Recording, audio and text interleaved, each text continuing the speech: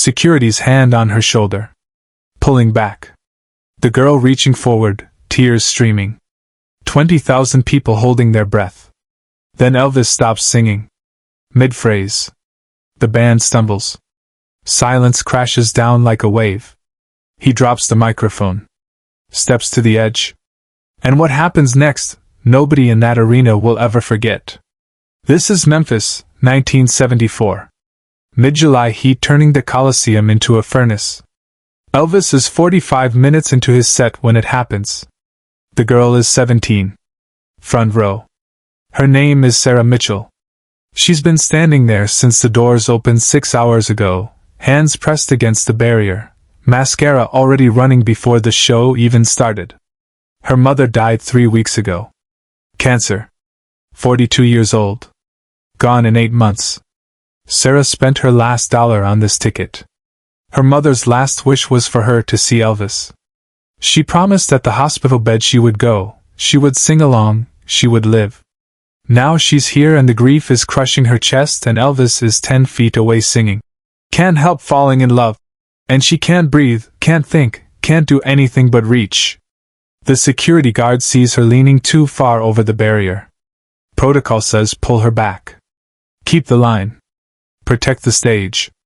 His name is Marcus Webb, 28, ex-military, doing his job. He moves in. Hand on her shoulder. Professional. Firm. Doing exactly what he's trained to do. But Elvis sees everything. He always does. And in that split second, something in him recognizes something in her. He cuts the song. Not at the end of a verse. Not at a natural break. Right in the middle of, "Take my hand." The word hand dies in his throat. The band keeps playing for 2 more seconds before they realize. Then silence. Complete. Total. 20,000 people frozen. The kind of silence that feels like the world stopped spinning. Elvis hands his microphone to a backup singer without looking. His eyes never leave Sarah. He walks to the edge of the stage. The spotlight follows him. Marcus freezes, his hand still on Sarah's shoulder, suddenly aware that every eye in the building is on him. Elvis speaks. Not to the crowd. To Marcus. His voice is quiet but it carries. Let her go. Marcus hesitates. Training versus instinct. Elvis repeats, softer, but with absolute authority. Brother, let her go. She needs this. Marcus steps back. Hands up. The barrier between stage and crowd suddenly meaningless. Elvis kneels at the edge. Eye level with Sarah. The girl is shaking. Full body tremors. Tears aren't just falling anymore, they're pouring. He reaches down. Takes both her hands in his. Nobody moves. Nobody breathes. What's your name? Elvis asks. His voice so gentle it breaks something in the room. Sarah tries to speak. Can't. Tries again. Sarah, she manages. A whisper. Elvis nods. Like he knew already. Like he was waiting to hear it. Sarah, I see you, he says. I see you. Those words. So simple. But they land like thunder. Sarah crumbles. Completely. The kind of crying that comes from somewhere beyond sadness. From the place where loss lives. Elvis doesn't let go. He holds her hands tighter. 20,000 people watching this girl break open in front of them and Elvis Presley refusing to look away. Then he does something nobody expects. He takes off his scarf. The white silk one with his initials embroidered in gold thread. The one he's worn all night. He reaches down and ties it around her wrist. Gentle. Careful. Like she's made of glass. This is yours now, he tells her. You hold on to this. And when it gets hard, when it gets dark, you remember tonight. You remember you're not alone. You hear me? Sarah nods. Can't speak. Can't do anything but nod. Elvis smiles. That smile that made him a legend. But there's nothing performative about it now. It's real. Raw. Human. Subscribe now because what happens next will show you why Elvis wasn't just a performer. He was something else entirely. Elvis stands up, turns to the band. Doesn't say a word. Just nods. They know. They always know. The piano starts. Soft. The opening notes of You'll Never Walk Alone. Not a song on the set list tonight. Not a song he's performed in years. But it's the song. The only song that makes sense right now. Elvis starts singing. Not to 20,000 people. To one. To Sarah. Every word aimed directly at her. When you walk through a storm, hold your head up high. His voice cracks on. Storm. Actual emotion breaking through that famous instrument. And don't be afraid of the dark. The crowd understands. Slowly at first. Then all at once. They start singing. Not loud. Not a roar. Soft. Respectful. 20,000 voices joining Elvis and holding this girl together. Sarah stands there at the barrier, Elvis's scarf around her wrist, and she's surrounded by sound. By presence. By something bigger than grief. The song builds. Elvis never takes his eyes off her. When he reaches, walk on, he points at her. Direct. Deliberate. Making sure she knows this is her command, her mission, her promise to keep. The song ends.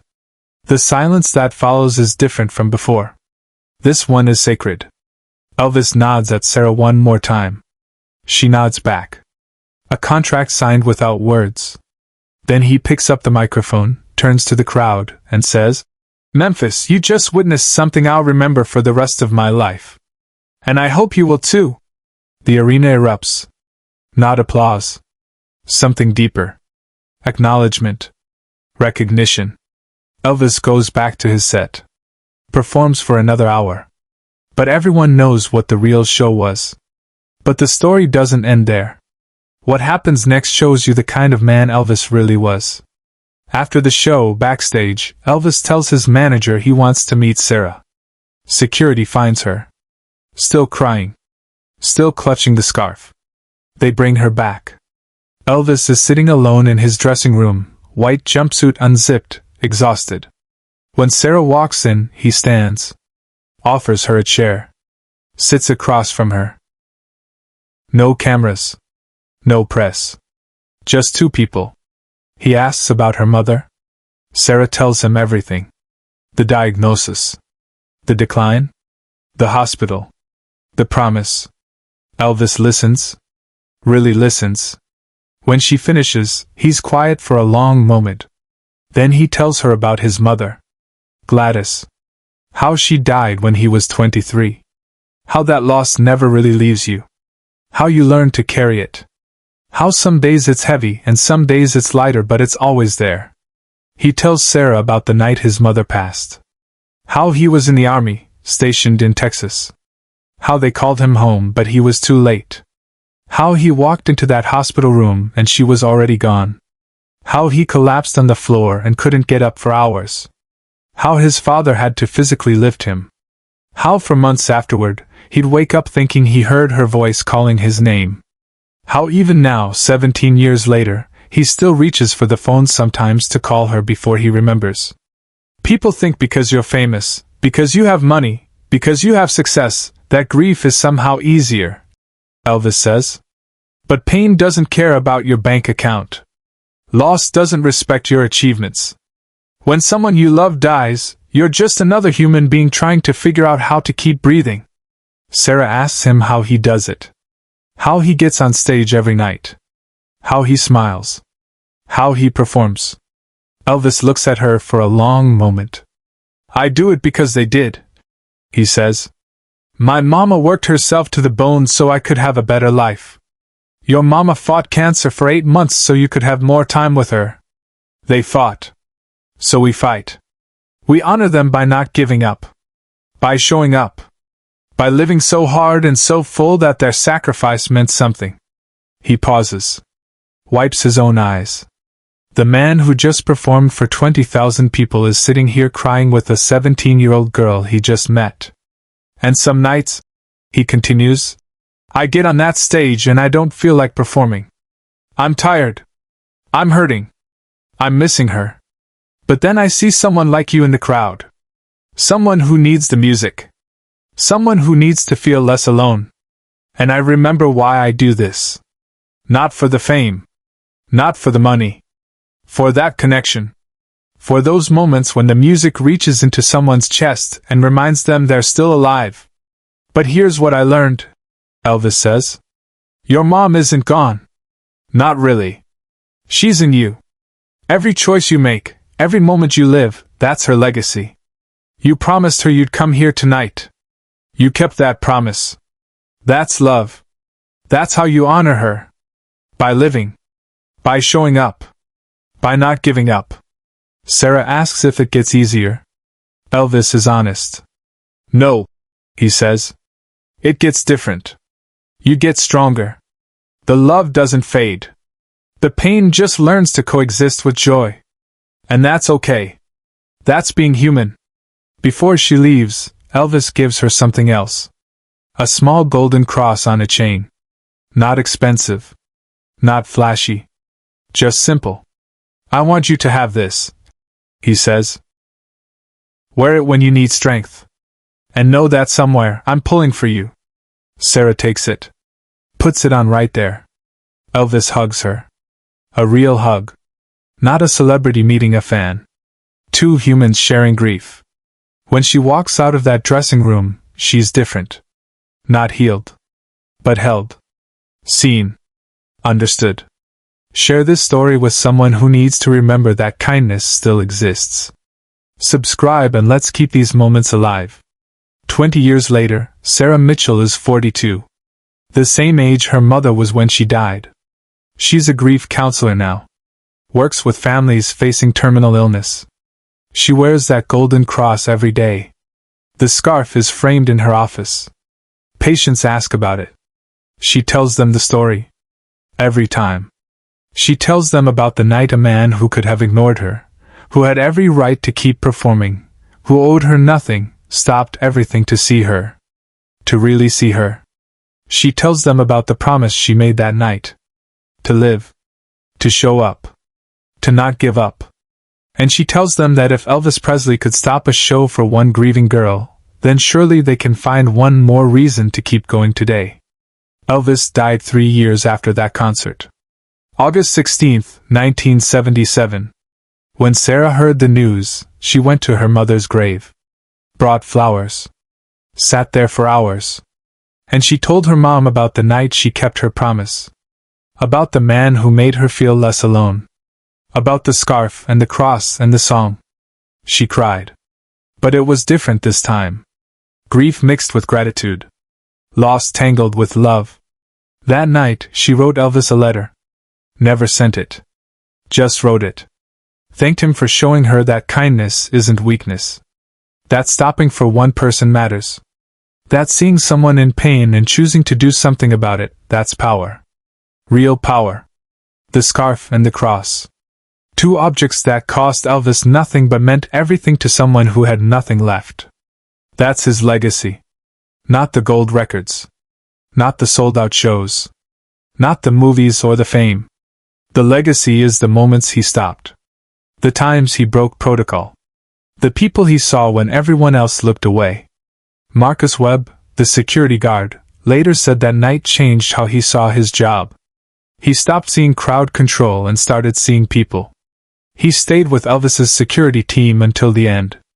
Became one of his most trusted guys. And every time someone pushed too hard at a barrier, Marcus remembered Sarah. Remembered Elvis kneeling. Remembered that sometimes the rules need to break for humanity to show through. This story never made major headlines. No camera caught the moment in full. Just grainy footage from a fan's Super 8, shaky and distant. But everyone who was there remembers. They tell their kids. Their grandkids. About the night Elvis stopped singing to hold a stranger's hands. About the silence. About the scarf. About 20,000 people learning what compassion looks like when it's real.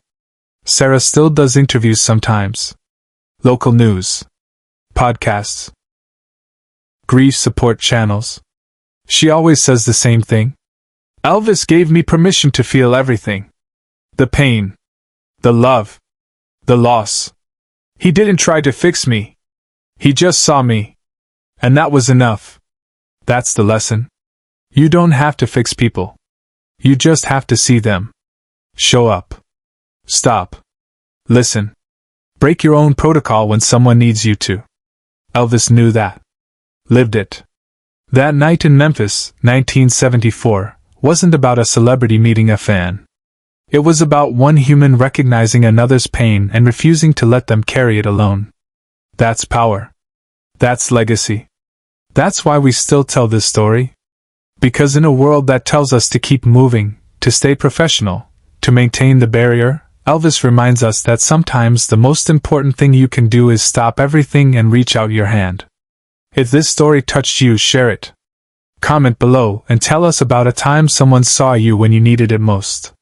Subscribe so you never miss these moments. Because these are the stories that remind us what we're capable of. The kindness. The courage. The choice to stop and see someone. That's what Elvis did. That's what we can all do. And that's how we change the world. One person at a time. One moment at a time. One scarf tied around a wrist. One promise kept. One song sung directly to a broken heart that needed to hear it. Elvis left the building. But the impact stays. Forever.